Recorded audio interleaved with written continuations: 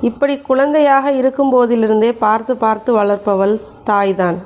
அப்படி இருக்கும்போது தாய் தன் பிள்ளைகளுக்கு ஏதாவது ஒன்று ஆகிவிட்டால் எப்படி துடித்து கதறுவாள்?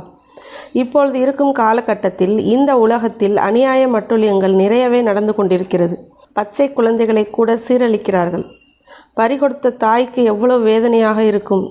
பாதுகாப்பில்லாத நாட்டில் வாழ்வதால் நாம் தான் மிகுந்த கவனமாக இருக்க வேண்டும். நான் ஏன் தாயை பற்றி இவ்வளவு உயர்வாக பேசினேன் என்றால், இப்பொழுது தாயால் மட்டுமே அவளின் குழந்தைகளை காப்பாற்ற முடியும். காட்டில் கூட புலி, சிங்கம், சிறுத்தை ஆகியவை தன்னுடைய குட்டிகளை வளரும் வரை மிகவும் ஜாக்கிரதையாக பாதுகாக்கும். மற்ற மிருகங்கள் தன்னுடைய குட்டிகளை கடித்து தின்றுவிடக் கூடாது என்பதற்காக இரை தேட போகும்போது கூட யார் கண்ணிலும் படாமல் மிக பத்திரமாக பதுக்கி ஒளித்து வைத்துவிட்டு போகும். இப்போது நாட்டில் நடக்கும் அதே நிலைதான் உள்ளது. காட்டில் இருப்பது போல் நாட்டிலும் மனித உருவில் கொடூர